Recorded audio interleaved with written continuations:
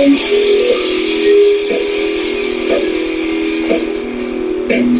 everyone, welcome to Logan's Mosh Pit. Glad to have you here. Do me a favor and please subscribe if you haven't already. Let's launch into a new episode of Rock and Read.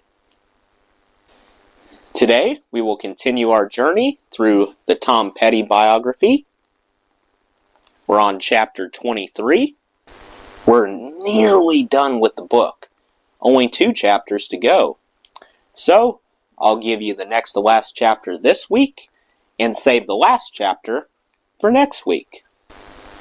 Here we go. Everyone at the Hall of Fame inductions was shocked at Howie Epstein's condition.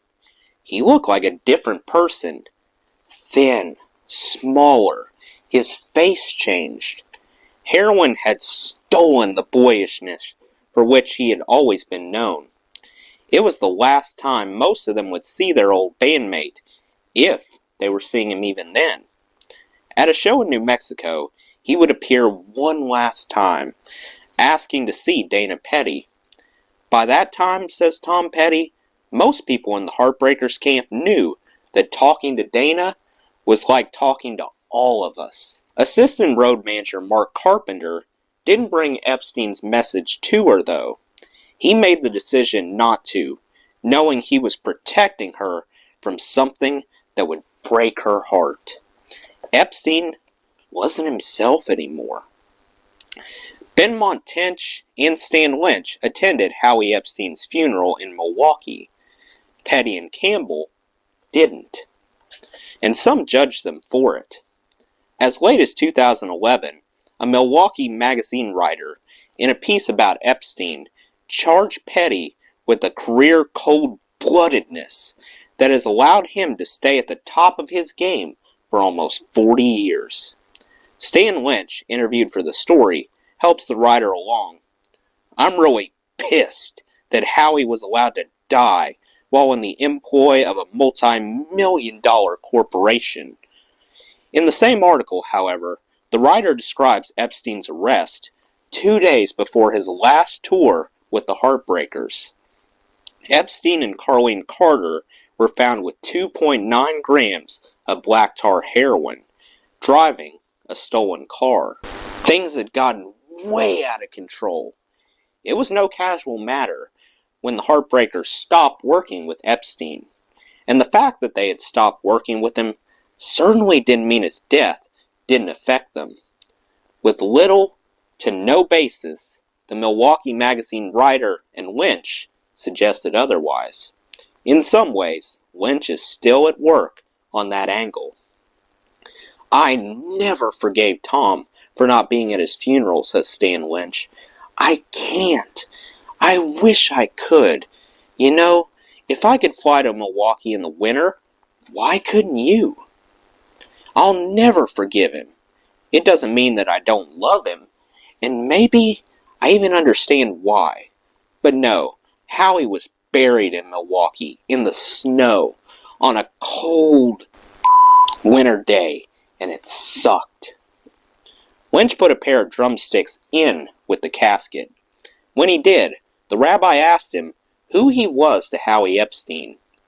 Hearing that Lynch and Epstein were bandmates, the rabbi asked Lynch how he could have let this happen. There are those who don't understand addiction. Maybe the rabbi was one such person. Neither he nor Stan Lynch knew what the Heartbreakers had done to try to help their friend. "I didn't go to Howie's funeral in Milwaukee. Everyone has their own way of processing death," says Mike Campbell. "I don't have any guilt about that.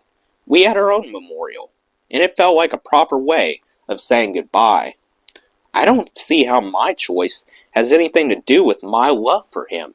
The band's memorial was held at McCabe's guitar shop in Santa Monica. "It was full of people," Campbell continues. "It was friends, the band, everyone. It was spiritual. I felt better afterward, taking the time to remember, to say goodbye. I don't usually speak in public, but I felt moved to get up and speak. It was bittersweet, Was Stan at that? Everybody loved Howie, says Ben Montench. Everyone was devastated when he died. The memorial that Tom organized here was really, really beautiful, respectful, worthy of Howie. Tom wouldn't have done that if he was practicing avoidance or didn't care. I heard people insinuate that Howie died for the Tom Petty machine, Petty says. Stan did some of that. Suggestive stuff. It hinges on the idea that we didn't love Howie. That's absolute bull. I don't think Stan knows what we went through with Howie. Nobody does.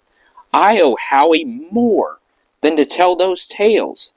But I will say that I miss him all the time. I hear his voice on records, and it just kills me. I miss that voice, just like I miss Stan's. We were a powerful vocal group. I feel awful about Howie's death. And I know what Stan meant to the Heartbreakers. None of this was ever taken lightly. But if you're going to run a rock and roll band for 40 years, there will be some casualties. I don't know of anyone in my spot who has gotten away without having to face some. Whether or not it was because of that Heartbreakers reunion in New York, or because of Howie Epstein's death shortly thereafter, around that time, Petty became a little more reflective about the band. He had always seen himself as a member of a group. He worked to put one together and fought to keep it. His words at the Hall of Fame podium made his respect clear, but Petty was beginning to put ever more thought into just what that band meant, what allowed it to survive, why he needed one so much in the first place, what it gave to him. You could hold a band together through power, through fear, through money, through anger. You could hold a band together through love. Most bands were bound by some combination of those things, just like families. And Petty had watched his family fall apart. So what, he had to ask, held his band together? There's something about the way Dana Petty came into the Heartbreakers world that made even the tougher critics bend a bit. She knew, says her husband, that you don't walk right into the Heartbreakers dressing room. There are girls that will do that. But to this day, Dana won't go in. It's a hard circle to break into, but she put in the miles with these guys. She was respectful, never said to anyone, "Hey, carry my bag." Even now, when she's on the road, Dana Petty watches every show, standing by the monitor board. Dana has my back and knows what matters in my life, says Petty. On tours, it was Dana who went to every show, something even managers rarely do. She became part of the fabric of the touring organization, always out there, always offering a hand where she could. She earned the respect of the crew, not something that's offered up to the undeserving. Dana became the one who could say what the others couldn't. She stood up to Petty's rage when she saw it. Where it comes from is hard to know, Petty says, but in that moment, I snap, and some of it comes out. It really comes out in a scary way. Tony got the worst of it, and when I was younger, it happened too much. It could come without me expecting it, and it's not how you want people to see you. But I didn't even realize until I was with Dana what shouting was. I was used to people talking that way, but she would say, "Stop yelling at me." She insisted on some change, but I already knew that it had to go. That's not how you want your band or your family to think of you. There were some things I no longer wanted to get away with.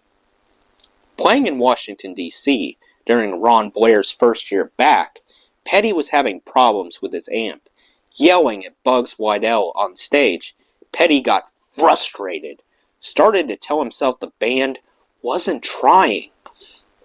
"I thought the Heartbreakers sounded like," he says. I kept getting into it with Bugs. I thought the band was just phoning it in. It might have all been in my head. I got in this bad space.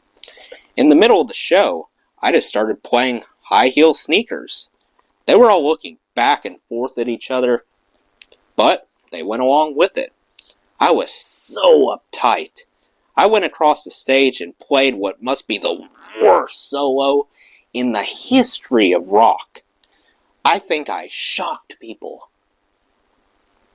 Then I got mad at myself, was yelling more at Bugs.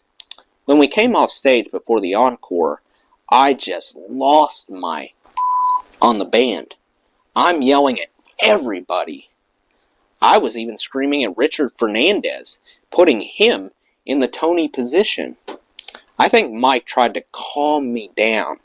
Like, hey, it's okay. It's just a show. Everything's fine. No matter how bad we were playing, my behavior wasn't called for. I knew it. When we got to the plane, I told Richard, I'm really sorry for yelling. I admitted that it was a problem, but Richard didn't really give it up. He looked at me and kind of nodded, but no words of, that's okay. He let me know in his own way that I was out of line, and I never did that again. But it showed me that it's still in there. I have to be careful. Knowing Tony Demetrius had gotten more of it than anyone, Dana Petty talked to Tom. She said to me, that guy loves you. Petty recalls, he's dedicated his life to you, and you're not thinking that you're hurting him, but you are. She looked at me and said, do you ever tell Tony you love him? I know you love him, but he should hear it. He's not just your manager, he's one of your best friends. I thought about it for a few minutes, and then I just picked up the phone and called Tony. I called him, and I apologized to him. And I said, I really love you, and I really value our friendship, and I may never say it again, but I wanted you to know it. It felt good to say it. After Dana, Tony's my most trusted friend. He doesn't get the credit he deserves, but he's a perfect manager. He never makes it about himself. He's a smart guy, and he stuck with me all the way. In the studio, it was Campbell who was most consistently at Petty's side, but Campbell, it seems, never got the call that Demetrius did, nor did he make it. Petty will tell a third party that he loves Mike Campbell, and Campbell will tell a third party that he loves Tom Petty. But that's as close as it gets. I love Mike, says Petty. His opinion means the world to me. We have a natural working relationship. I give Mike and Ben a song, and they return it to me better than I pictured it in the first place. They make me better. I honestly don't think I would have made the mark I made in music without them. For those band members who have believed or worried that Petty sits atop the Heartbreakers' power structure, casually considering his next move, waiting to see what comes his way, they've misunderstood their band leader. As much as anyone, Petty has tied his identity to this band. The solo record, says Petty, made me realize how good the band is, but the solo records were also important to the life of the band. I always came back different. Things needed to breathe. The marriage metaphor doesn't always work. I wasn't out cheating, even if some people need to see it that way. Just recently, I was doing some album promotion, and this guy is asking me questions going, do you think you're a tough guy? I say, tough guy? Like rugged, he says. I don't know, I guess, I tell him. Have you ever been brutal? Do you think you're brutal? He asks. I thought for a second and went, yeah. He gave me the dirtiest look, like he despised me. And I thought, brother, I've had to be brutal, and it's not fun. You misunderstand brutal. There are times when it fell on me to do something, and I had to do it to save this thing that's become bigger than all 5 of us, all 6 of us. It's a much more important thing than any one of us now, and if it were to go away, none of us would want to be the guy that ended it. Around the time of Highway Companion, the core relationship in the Heartbreakers was quietly tested when the balance between Petty and Campbell got thrown off kilter. For so many years they had worked together closely, fusing their individual strengths. I've always written music, explains Campbell, and I've also made a lot of it that Tom just couldn't process. He'd pick what he thought were the best tracks, and sometimes I felt like he overlooked some pretty good ones. Campbell had given a lot of material to Petty over the years, far more than the Heartbreakers could have used, and that pile of tracks started to weigh in on him. I just wanted to write words to this stuff, says Campbell, to sing it myself, see what it sounds like. I wish I had done it earlier in my life, but I never felt the driving ambition. I wanted to see what my voice sounds like, if I could write words that are any good, just for myself. But who really does that just for himself? Campbell was leaning into Petty's area. If the Heartbreakers were Tom Petty and some backing musicians, it wouldn't have mattered. But they're a group, their identities bound up with one another's, and the delicacy of the dynamic revealed itself, particularly when Campbell put a band together and made himself the front man. But also because Campbell's vocals sounded like, well, Tom Petty's. When Howie Epstein was in rehab, he called Mike Campbell to talk about the band. We talked for a while, Campbell says, and I asked him what was bugging him. He goes, part of it is, in the band, you and Tom dictate the bass. Sometimes you play it, and I'm not allowed to play as much as I'd like to. And I say, well, Howie, I'm not allowed to write all the songs that I'd like to write either. But I accept my role. Why can't you just accept your role? Now Campbell was questioning that role. He handed Petty a demo, as had happened so many times before, but this one included complete lyrics and lead vocals. I had no idea, Petty says, that there was any part of his personality that wanted that. I had no idea that he had even the slightest dream of fronting a band. Petty called Bugs Wydell, who had moved up to Santa Maria. I got this call from Tom's, Wydell explains. He goes, can you come over? Yeah, I tell him, but I don't live there anymore. I live a long way away. He goes, how soon can you get here? I drove down, just thinking, what's going on now? I get there, and he says, I had to share this with somebody. He puts on this cassette, and after all these years, Mike had made an album. For someone on the outside, it might have seemed that Petty was out to limit what his band members were doing, and in some ways, he was. The harder thing to consider was, why? Was he protecting his own ego, or protecting the band as it had been built? The truth of the Heartbreakers' operation is in their sound. The way Campbell and Tench move in and out on a Petty song. The way Petty and Campbell's guitars sit against each other. The way Ferrone plays to Petty's vocals. When one man moves, the next man feels it and responds accordingly.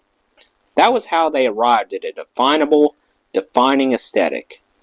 Now Campbell had abruptly stepped out of his position. A few people fell over when they went to lean on him. This wasn't Keith Richards taking a song on a Rolling Stones album. There was no tradition here.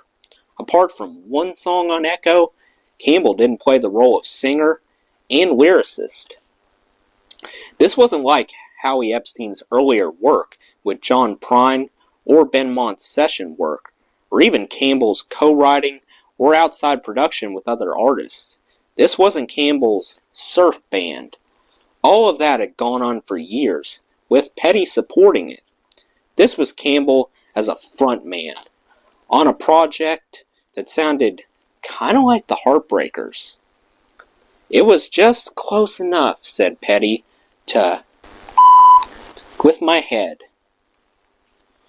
As the one responsible for guiding the band, Petty had to address the issue. We had a long conversation, says Petty, the only time we talked about this. We were on the phone a couple hours. I was completely honest with him about what I thought. I said, look, you know I'm going to be pissed if you make a record that people think is us. I'm going to protect, desperately, the quality and character of what goes out in our name.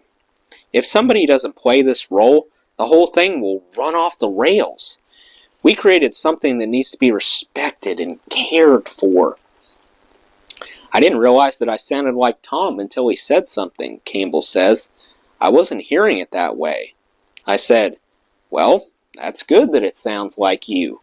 That means it's good, right? It perplexed me for a while. I started to hear a little of it in there, tried to filter it out. I told him that I didn't know I was doing it. He said, I know you don't mean to do it, but it's there.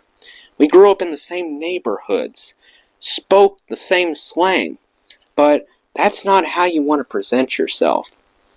It was great advice, but I could tell it made him uncomfortable.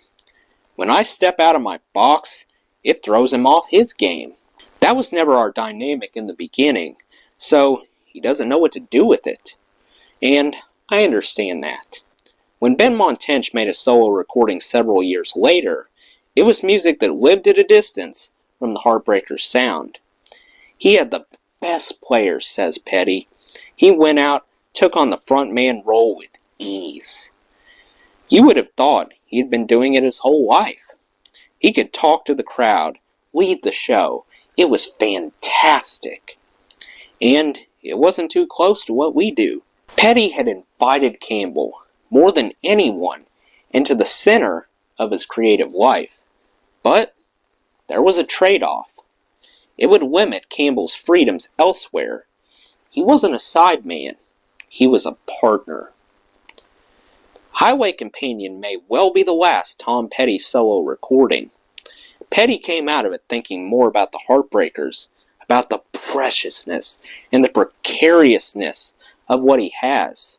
Highway Companion didn't necessarily cause that, but it's where he landed when the album and the roadwork supporting it were completed.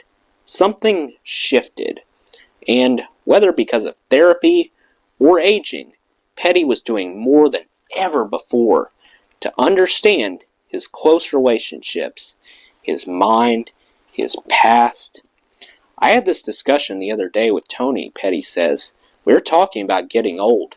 And out of the blue, he said, do you find yourself thinking about the past more than you do the future? I said, actually, I think about the present most of the time.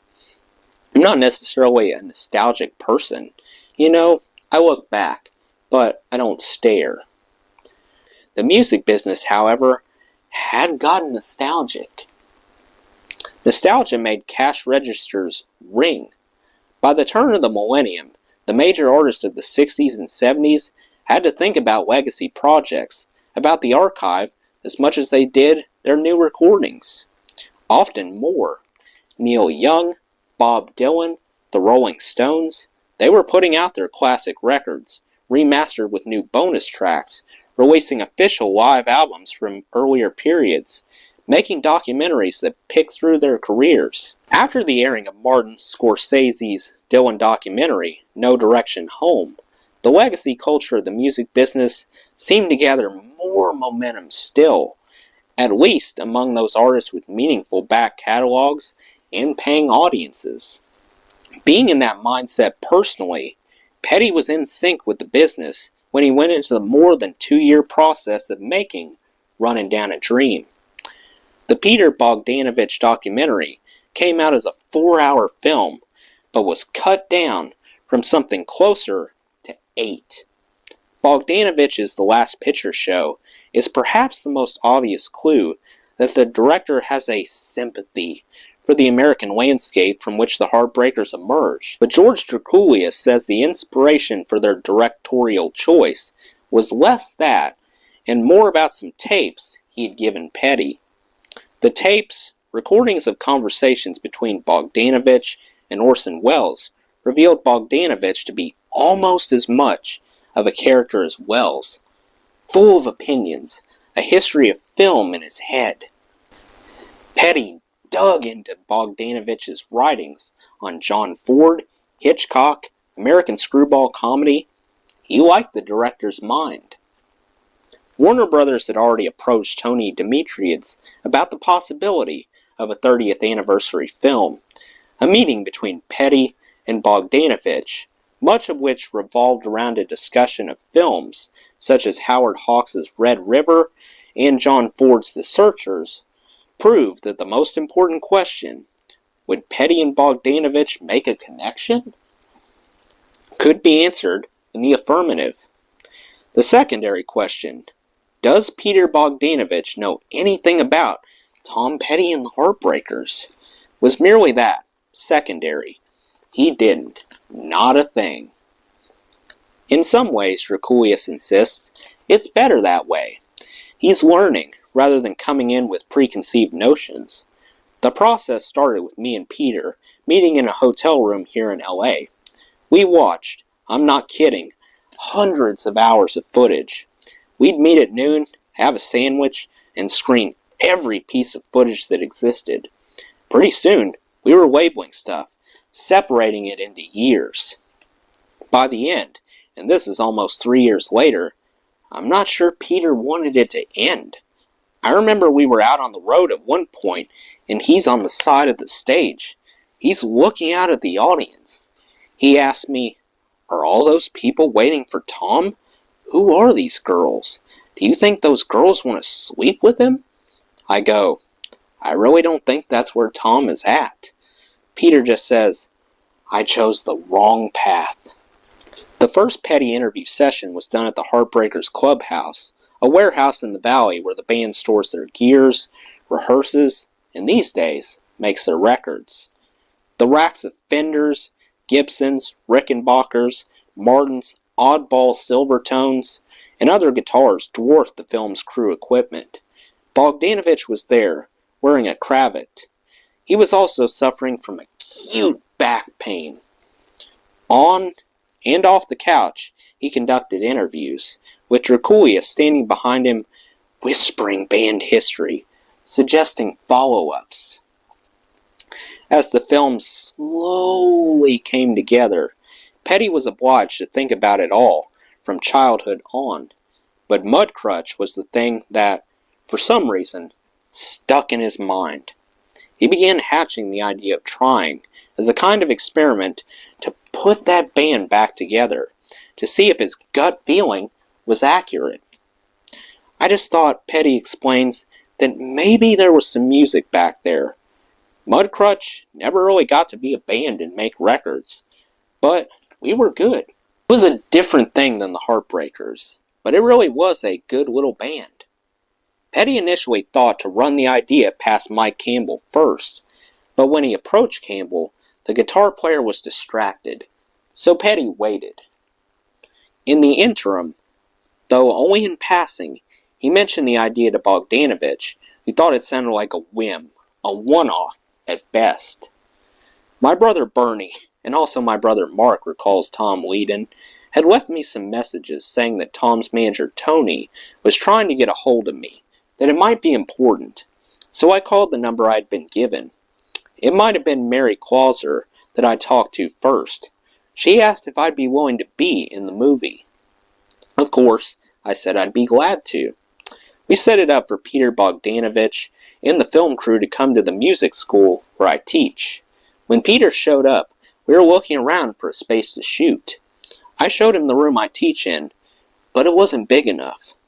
I didn't realize they'd have lights and sound.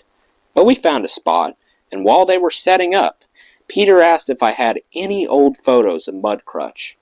I showed him what I had. As he's looking at them, he says kinda offhandedly, yeah, Tom's thinking of having a reunion at Mudcrutch. And his words, just him saying that, shot through me like a bolt of lightning. Somehow I could almost see the whole thing in that instant, that this band could be really good, like the whole thing. I could see it. I was trying to act like I hadn't been hit with 186,000 volts. Then Peter said he had asked Tom why he'd do that. Why have a reunion? I was thinking to myself, no, don't ask him that. Don't say that. Please don't question that. Petty had responded to Bogdanovich by saying only, well, I just want to do it. To Leadon, that seemed promising. I heard that, says Leadon, and thought, that's just what Tom would say if he really did want to do it. But Petty was wrapping up and finishing the film and the 30th anniversary tour, with opening acts that included Pearl Jam, the Allman Brothers, the Black Crowes, and a few others, and with Stevie Nicks joining in for several shows.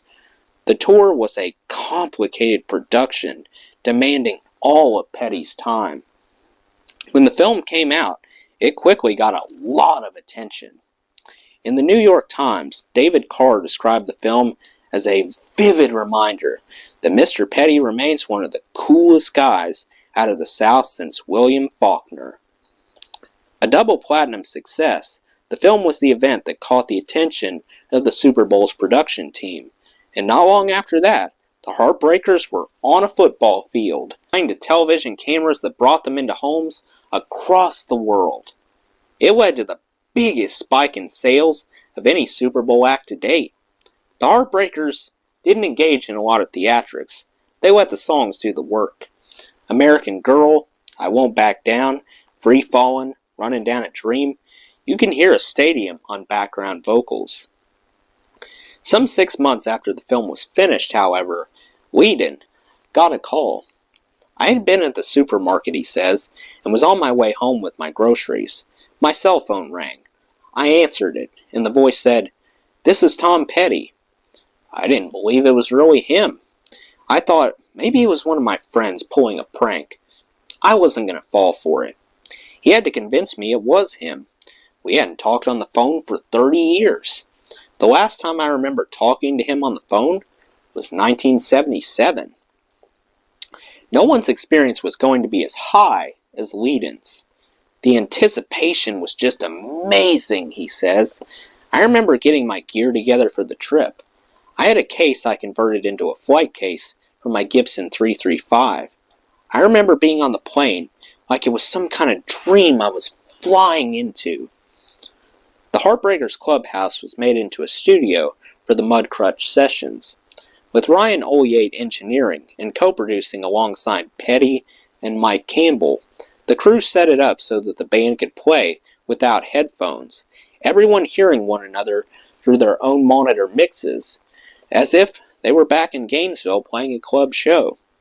It meant that separation would be impossible, that one instrument would bleed into the next man's microphone. To get a usable take was possible only if each individual performance was good, top to bottom. There wasn't a lot of room for error.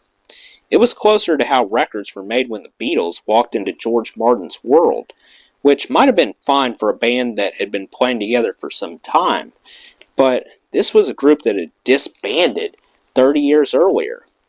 It was a calculated gamble on Petty's part. If it wasn't going to work, they'd know about a minute into the first song.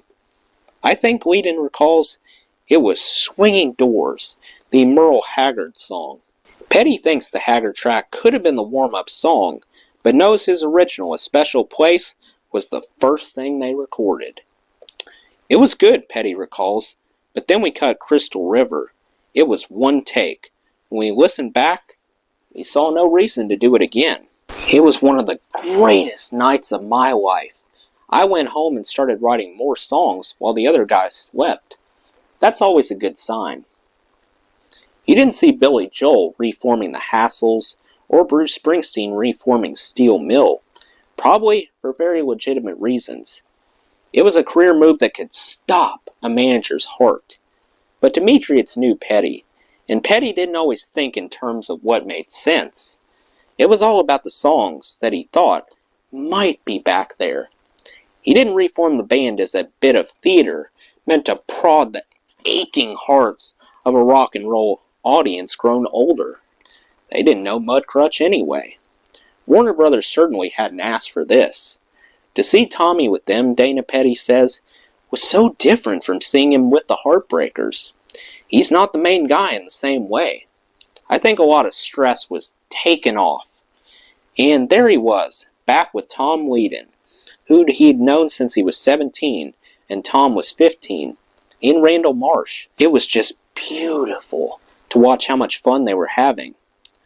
Once the reunion was underway, Petty paid attention to the details. He wanted it to be true to what the band had been. When Mudcrutch was active, Petty wasn't the only songwriter. The band members didn't have vast collections of guitars, just the one or two that got them through the gig. Petty played on bass, so Ben Montench brought in a few songs and sang them, as did Tom Leadon, and Campbell stuck to his B-Bender Telecaster. Petty stayed on bass, and of course Randall Marsh was on drums. In some ways, they may as well have been playing at Dub's Steer Room, except that it became a top 10 album. I didn't do it to share the spoils, Petty says. I didn't think of that. It wasn't me trying to be generous. I did it because I love those guys. We're all getting older, and one of the luxuries of this great success is that we can pick and choose our projects. When you pick something that's fun, you usually get good art.